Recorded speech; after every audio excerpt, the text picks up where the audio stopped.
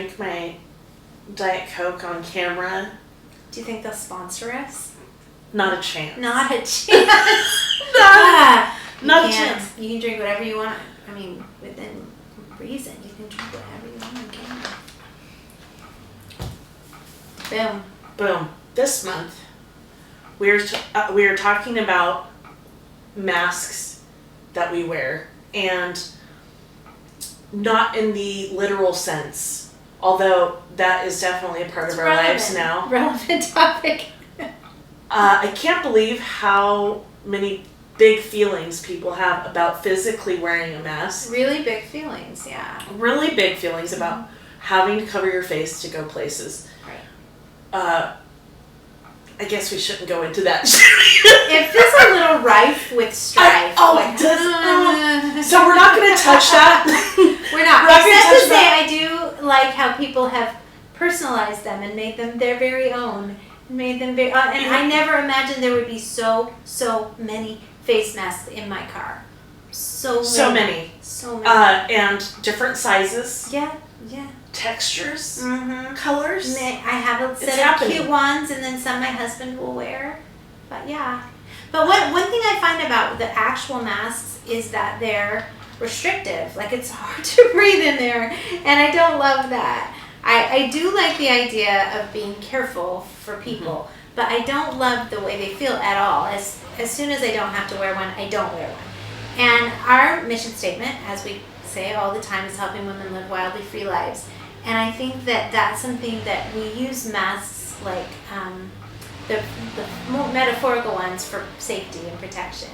And really they restrict us. They restrict our freedom and keep us fenced in and keep us from breathing the free air out there. So I really kind of love this topic, even though I feel really convicted by it as well.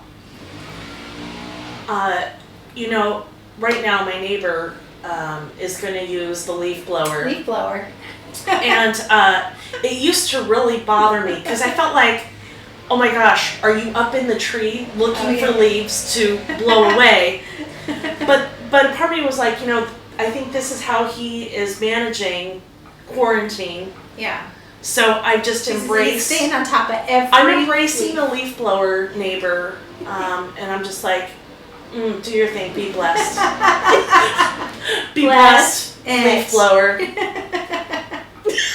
And he's sharing that noise. He's with just the rest so. of us. If you hear that, just say a blessing for my neighbor. Yeah. That could be a little cue for all of us to just bless whatever annoying thing our neighbor does whenever we hear Jenny's leaf blowing neighbor. It's just a cue. He's a pretty good neighbor. Like, I never hear him otherwise. Yeah. Like, that's the literal only thing. Sometimes the other neighbor says, here he goes. Sometimes the other neighbor almost airplays something to our TV. Oh. And so I'm like trying to figure out if they're on my Wi-Fi. I don't know. But you know what? Bless them. Bless them. I've been saying that a lot lately. Yes. As I scroll social media. It's a season for it. I've been scrolling social media going, be blocked and be blessed. And I just keep going. I just keep scrolling. Oh, that block button. Be blocked. Beautiful. Be blessed. Yes. Actually, I shouldn't say it takes so much to get me to that point. But you eventually do get to that point where you'll block someone. I've had to. Yeah, I have too. Not often, like twice, but yeah. Yeah. Typically, I just unfollow. Yes. The unfollow thing is so. Be unfollowed, but be blessed. I just. Yeah. God bless you. It just doesn't stop the unfollowed people from commenting on your stuff. Which I really don't care if people comment negatively on my stuff. What I care is what it says to all the people reading the thing on my wall. Hard. And that oftentimes I think people don't represent Jesus very well in their comments. And people I have lots of friends who don't know Jesus. And I don't want them to think that's how we are. So I'll delete and I'll unfollow. But occasionally I'll be like, and sometimes I'll delete and then I'll DM somebody and be like, here's why your comment went away. Girl. You know what's really funny? Almost always. So we're going to talk about this mask thing. We're getting there. We will. So just follow the rabbit trail. This is how every conversation is with me. I probably should like have a sign, like maybe a caution on the podcast, like caution. Jenny rabbit trail. It's okay. Bo is fire. Jenny hot mess. So I actually had to delete a status on social media. I made some joke about, and I shouldn't have. I made a joke about. This is no time for joking. This is no time for humor. I made a joke about how come y'all are wearing masks when you drive? Because I literally saw people, and it just hit me funny. Yeah. But then a couple people it was actually really helpful to me. A couple people said, if you see me with my mask on, it's because I don't want to touch my face until I get home to wash my hands. Oh. And I'm like, okay, I get that. You're doing what you think is right. Cool. Yeah. It just looked funny to me. But I ruffled a few feathers. I'm like, that's not what I'm about. Yeah. Status deleted. And then a couple people got really angry, and I was like, oh, no, I'm not about that life. Yeah, no. But I decline this energy. I'm sorry. That's not even my joke. I had somebody send me, a meme. I decline this energy. And so we've been saying it back and forth to each other. I decline that energy on my Facebook. Ugh. Oh, man. People are just looking for fights right now, too. I don't like that. But it's so funny that people are so outraged about masks, right? We have all these big feelings about masks, the literal masks, but nobody really wants to talk about the non-literal masks, especially in the church. Yeah, where that's true. It maybe originates there. Yeah, it maybe does. I don't... I think I was telling you about this article I read from Psychology Today, and they listed 10 different masks. And this clearly isn't face-based, but face-based. Masks are face-based. Yeah. Faith-based. But I did think it made sense. It made sense to me. One is the cool girl. One is the funny girl. One is the overachiever. I'm an Enneagram 3, so that's a little bit my thing. One is the martyr.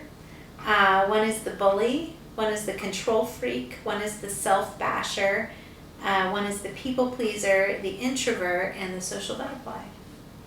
So, I mean, does any of that resonate with you? Like, you see yourself in that? I think I hit numbers 1 through 5 before 12 o'clock today. I know. And a lot of them I think I'm not, and then I'll think of situations in my life where I on purpose was self-deprecating, knowing that it would like make the crowd happier or whatever. You know, times where you use it instead of what you're really feeling. There are times when I've done things well, but I've said I did them badly just to try to make everyone feel okay about me. And that's people pleasing. And I think these come up in all different kinds of ways. The martyr, oh my gosh, life is so. I guarantee you, when somebody says the word martyr, you can think of at least 3 people. Yeah. And you're probably related to them. Yeah, you really can. People that are just like, all I do is give and give and give. That's what I am. Such a giver. 7 softball games today before 10 o'clock. Oh. All the things. Yeah, I think that these just come up in all different kinds of ways where we just have this thing that we feel, this is me, and I'm going to put this forward. This is what I'm going to put out there. I think I, for a long time, felt like I had to prove that I was smart. Because I'm a woman in a man's world, and I want to make sure people think that I'm not just preaching off the top of my head, like I prove that I'm smart. And so I realized at certain points in my life, that's just something that I put out there so that it will keep me safe. I can stay safe behind the mask, but it restricts freedom. When you have to be smart to the crowd, it keeps you from being able to ask good questions and say when you don't know something and lean on other people for collaboration. And so just those things hold us back. I'm sure they do. I obviously the funny girl, right? And I actually like to talk to creative people a lot about this, because I feel like creative people, in particular artists, have a bend toward depression and anxiety, because you somehow correlate success in your gift with, you know, your purpose in life. And if you're not successful by the world standards in those things, it just weighs so heavily on you. But for me, the mask of, you know, the funny thing, really, the other side of the flip side, I call it the dark side of the gift, is that depression. And my ability to find the funny in the things also has a correlation to my ability to really, like, feel the dark. Yeah. And so I have to stay on top of that. Right.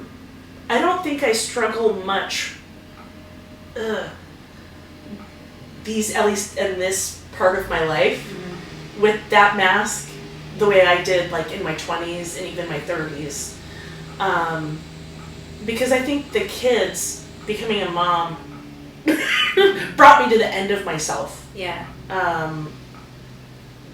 In such a huge way, because of adopting kids. I mean, it happened so fast. I mean, it was a miracle, you know, almost a decade in the making.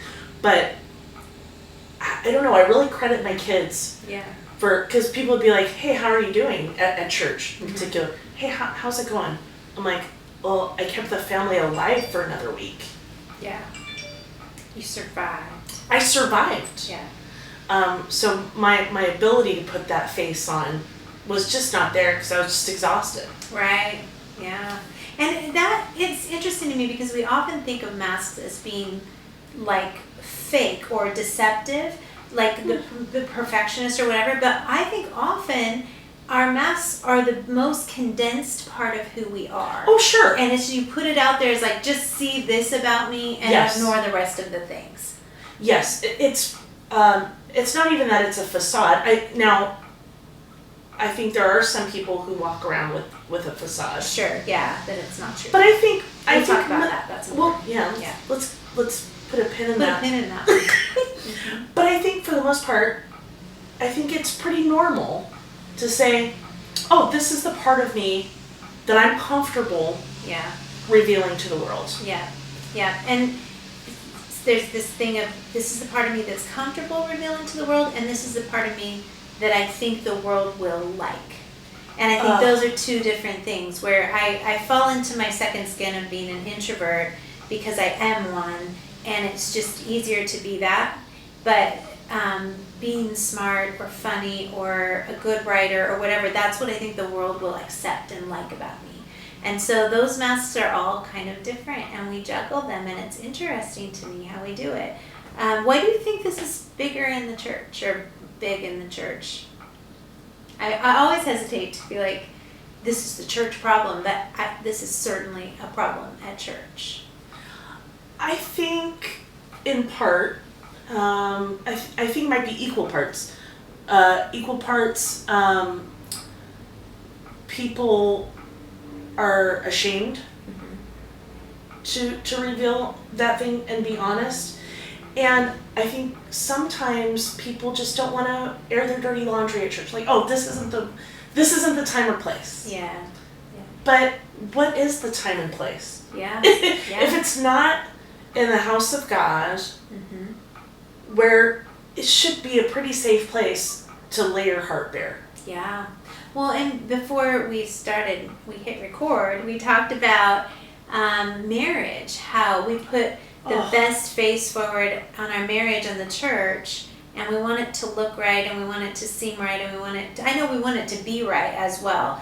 But every time you get alone with someone who's willing to talk, you almost always will hear, oh, their marriage isn't how it looks on paper, or it isn't how it looks at the potluck or at dinner or at whatever.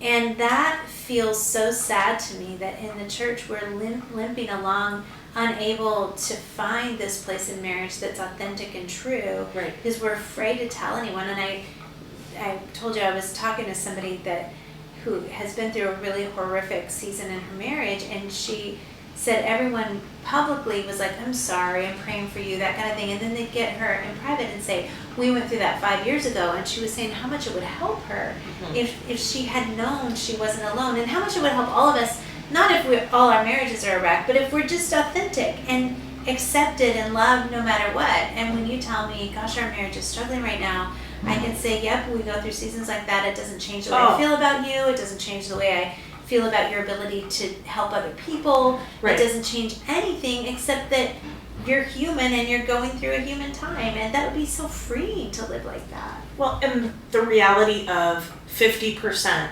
of marriages end in divorce, and that statistic is across the board. It's not different in the church.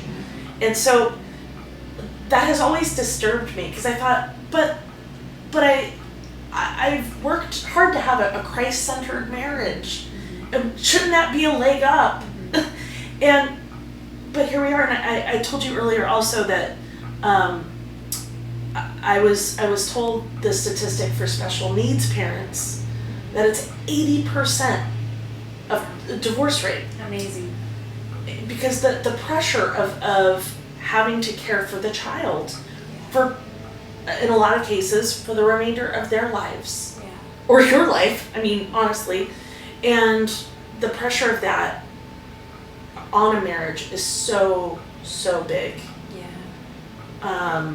So please check on your friends. Check on your friends. Please check on your friends that have special needs kids. Yeah. Please do. Especially right now where everyone's sort of stuck and we don't have the resources we had before to help. And this is such an important time to really be on each other's team. Especially, my kids have some special needs, and with with my quarantine academy, I have lost my helpers, and I love our school, and we have I can't believe how life-changing it was and life-giving to me as a parent when I had my first IEP meeting. Yeah.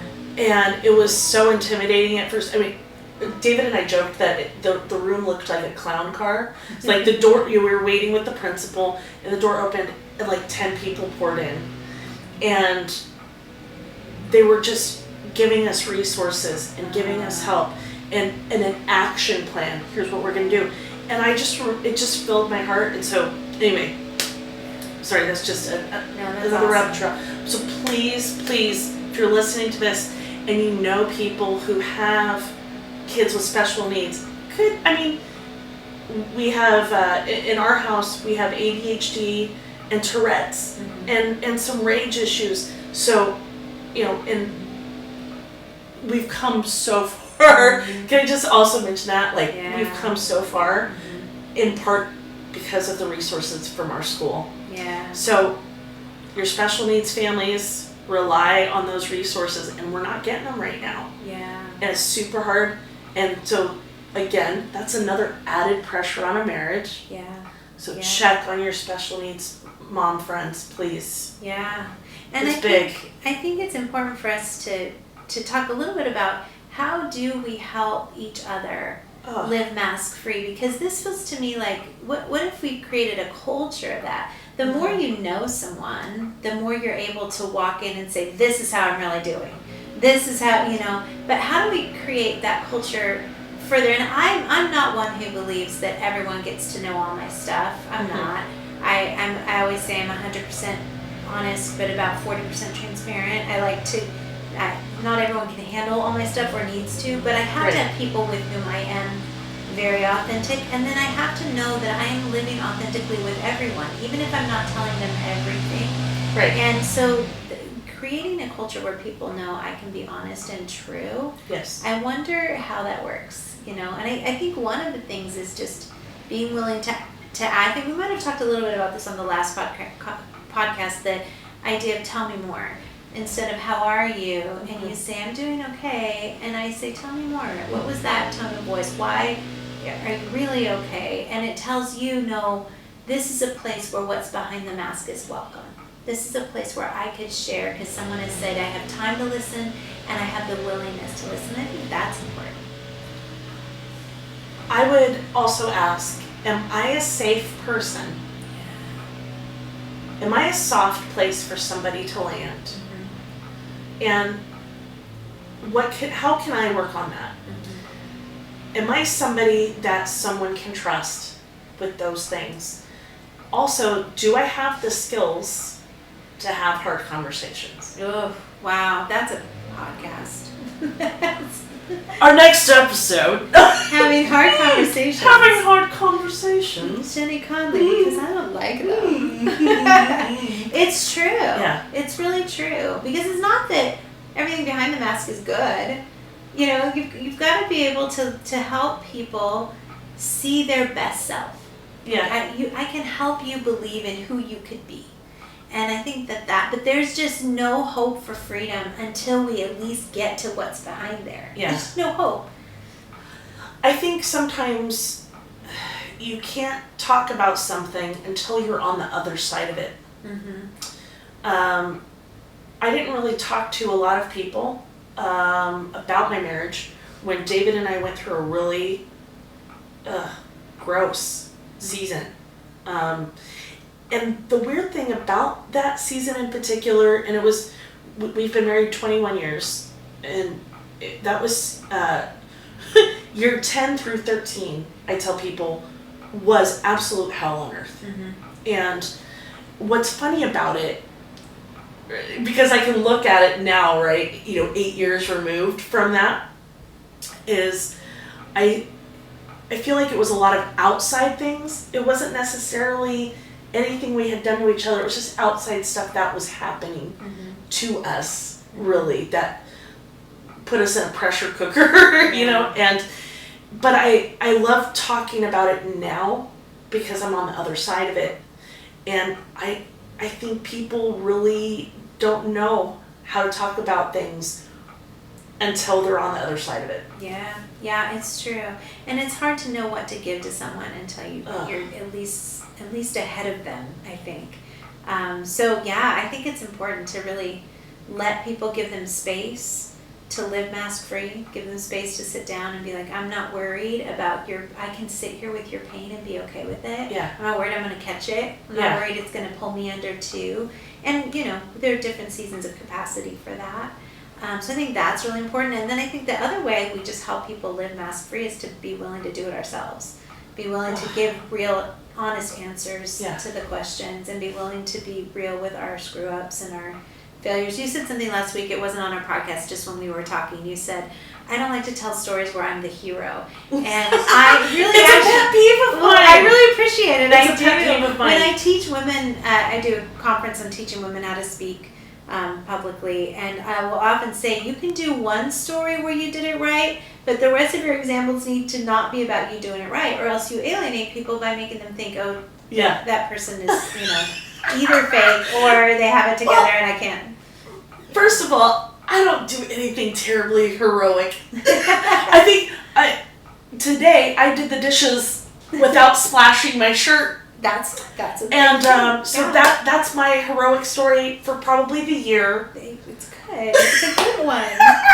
but I have a pet peeve about speakers in particular who every example they give is about something great they did, and I'm like, really? Dial that back. Wait, what mask is that? And then you feel like you don't know them. No. And that you can't know them. No. And that creates a culture. People being that way, it gets toxic in the system, and then everyone's that way in a church, or everyone's that way in a bridge club, or everyone's that way in a neighborhood association. And if we start by modeling this idea of like, you know what, I don't have it all together and I don't have to pretend I do, I think that's super healthy. I did overshare with a person. Actually, I love to overshare anyway, but I actually removed the mask and told somebody that I trust something that I had struggled with, and I was on the other side of it, but I got this look, and I was like, too much. You were not the person. You are not the one. Yeah. And I was like, and then I had to work through shame I felt for like revealing that part of myself to this person who loves me. Okay, it's not, I made it a thing because I got stuck in that moment. So how do you know when somebody is the one that you can tell something to? Yeah. Some of it is you gotta try it. Some of it is just that. Sometimes you have to try to be like, oh nope, and so start with something you're okay with somebody knowing. Okay. I bounced a check instead of I robbed a bank. That kind of thing. Save the rob the bank thing for somebody else. But please call me if you have robbed a bank. Yeah, but honestly, that's a story. A lot of we will have you as a guest. But you can wear. Wait, no. I don't know. I have to check the legal implications of us. Okay, maybe don't call me. But man, that's a great story. But I think this is also one of those things. If I see somebody who's really real, I will trust them more quickly. Just because if I think they're living that way and being real with it, like if you run into someone who's saying this is what's going on in my marriage, frankly, and I feel that way too, I'm going to feel like, there's something here and I can share it with you. But I think I've maybe talked about it before, but I have 4 mentors in my life or 4 kind of coaches in my life, and I run all my stuff by them, and they all have different roles. Some of them are more about, what I'm doing physically, and some of them are more about my ministry or whatever, and it's just important to have people who know you, know the real you, and they let you be that. I think it's just so, so important. So, having a mask that the world sees is not necessarily bad. Right. But you have to have your people. You have to have those trusted, that core. My circle is so small. Yeah. I used to have my perception is that I had kind of a wide circle, and then I kind of let some things dwindle off, right? So I have like that core of people that I can just pull this off and go, no, it's not happening for me over here today. Let me tell you the 5 ways I failed today. Yeah. And then I can move on, and they go, get over it, and tomorrow's a new day, and then I feel better. But I don't necessarily, honestly, I wrote, I was working on a piece for Sheology last night, and I was like, something's not right about this. And then I'm like, hey David, take a look at this, which the man loves. Who doesn't want to hear every thought in their wife's mind? True. Gosh. and he goes, this is a little harsh. This doesn't really sound like you. And I'm like, yeah, no. So that went into the wastebasket, and that's okay. Yeah. I don't know. Any and other he knows thoughts? You, and so he can help you know what looks like. This is your life. This is who you really are. I actually do love to run my stuff by my husband because he can see if I'm living that out or not. He can see if I'm just giving out, here's what you should do to love your enemies, and he knows behind the scenes I'm not. Or it's important to have people like that because I don't want to become a caricature of myself. No. I don't. I want to be the real, honest to goodness me. And the more I talk to people who hear it and appreciate it and let me be who I really am, the more I want to be that way all the time. And so I think that's the big goal, just becoming women that other women can trust and becoming people who are real before God. So good. Yeah. Awesome.